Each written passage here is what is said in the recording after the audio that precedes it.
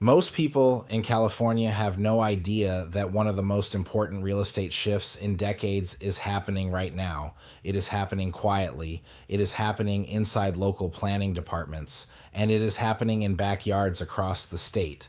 The law responsible for this shift is called AB 1033, and if you understand what this law allows, it may represent one of the most important small-scale real estate development opportunities California has seen in generations. Today, we are going to discuss why many developers, investors, and family offices are paying very close attention to AB 1033. We are going to discuss how it works, why cities are beginning to adopt it, how it may create new wealth opportunities, and why StrataX Development is positioning itself as a leader in this emerging development strategy. My name is David with StrataX Development. At StrataX, we focus on identifying development opportunities across California with particular attention to AB 1033 opportunities, SB9 lot split opportunities, and small infill development projects. Our mission is very simple. Identify hidden development potential inside residential properties, partner with homeowners and investors, and help bring new housing opportunities to life. To understand the importance of AB 1033, we first need to understand something called an accessory dwelling unit, also known as an ADU.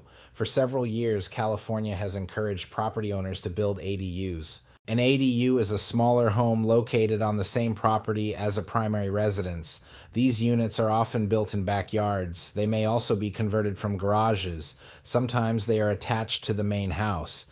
ADUs have become one of the primary tools California has used to address the housing shortage. But historically, there has been a major limitation. Even if you built an ADU, it could not be sold separately from the main house. The entire property had to remain under one ownership. So even though an ADU increased property value and created rental income, it could not become its own property. That is where AB 1033 changes the equation. AB 1033 allows cities to adopt programs that may permit ADUs to be sold separately as condominium units. This means the ADU could potentially become its own legally sellable property. Think about the implications of that. A property that previously had to be sold as one house with an accessory unit may now be able to become two separate homes, two separate ownership opportunities, two separate real estate transactions, and potentially two separate wealth creation opportunities. This seemingly simple regulatory shift may unlock enormous value across residential real estate, and we are already seeing early examples of this happening. One of the first publicly reported ADU condominium transactions involved a newly constructed ADU selling for approximately $598,000. That single transaction sent a powerful signal through the development community. It proved something important. Small housing units, when properly designed and legally structured, can command significant market value. And if that concept can scale across California, the implications are enormous. This is why many real estate professionals believe AB 1033 represents a billion-dollar real estate paradigm shift. But there is something important to understand. AB 1033 does not automatically apply everywhere. Each city and county in California must choose to adopt the program. That means local governments must pass ordinances allowing ADUs to be sold as condominium units. Some cities have already moved forward. Others are currently studying the opportunity, and many more are expected to follow. One of the earliest large cities to adopt AB 1033 was San Jose. San Jose approved the ordinance and became one of the first cities in California to allow ADUs to be sold separately as condominiums. That decision positioned San Jose as a leader in exploring this new housing model. Other cities are also moving forward.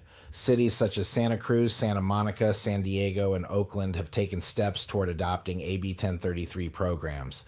Additional cities are studying or preparing ordinances as well. Cities like Berkeley, Mountain View, Napa, San Francisco, Encinitas, and Chula Vista have begun exploring how AB 1033 might fit into their local housing policies. What this means is that AB 1033 is not isolated to a single market. It is gradually becoming a statewide movement. As more cities adopt the program, thousands of residential properties may suddenly gain new development potential. And that is why developers are watching this closely. Because developers do not simply see houses, developers see opportunities within land. Most homeowners look at a property and see a house. Developers ask a different question. They ask, what could this property become? Could it support an ADU? Could zoning allow additional units? Could the property qualify for an SB9 lot split? Could the ADU eventually become a condominium under AB 1033? When these strategies combine, the development possibilities begin to expand dramatically. Imagine a property with a main house, a detached garage, and enough space for an ADU. Traditionally, that property might remain a single home with an accessory unit. But with the right planning and approvals, it might become multiple homes on one lot. And this is where wealth creation begins. Real estate development is fundamentally about creating value through transformation, taking land that is underutilized, applying planning knowledge, design, and construction, and creating housing that did not previously exist. AB 1033 adds a new dimension to that process. But successful development does not happen by accident. It requires planning. It requires knowledge, and it requires careful analysis. That is why one of the core services we provide at StrataX Development is something called a feasibility study. A feasibility study is the process of evaluating a property to determine what development opportunities may exist. We analyze things such as lot size, zoning, setback requirements, parking regulations, utility access, city planning policies, and potential eligibility for development strategies such as ADUs, SB9 lot splits, and AB 1033 condominium conversions. The purpose of the feasibility study is to give property owners and investors clarity before committing capital, because successful development projects start with strong analysis. Once a property passes the feasibility stage, the development process begins. The first step usually involves confirming zoning and development regulations with the local city. Next comes site planning and architectural design. Then engineering work and utility planning. After that, the project moves into the city approval process. Once approvals are secured, construction can begin. For AB 1033 projects, additional steps may include creating a condominium map and legal structure that allows the units to be sold separately.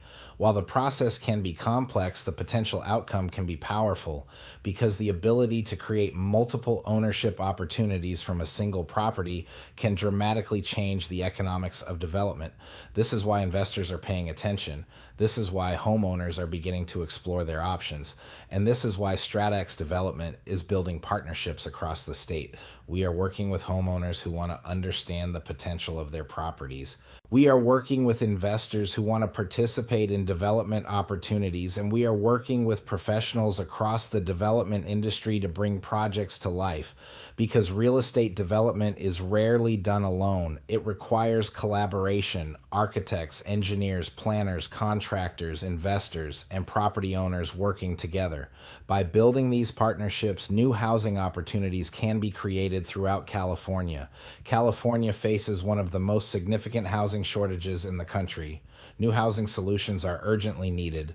Strategies like ADUs, SB9 lot splits, and AB 1033 condominium conversions represent innovative ways to address this challenge. They allow new homes to be created within existing neighborhoods. They create opportunities for property owners.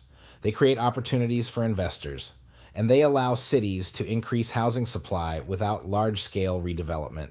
At StrataX Development, we believe the future of housing will include smart infill development strategies like these. And AB 1033 may become one of the most powerful tools in that toolkit, because once you begin looking at real estate through the lens of development, you begin to see properties differently. Instead of seeing a backyard, you see potential housing. Instead of seeing a single house, you see the possibility of multiple homes.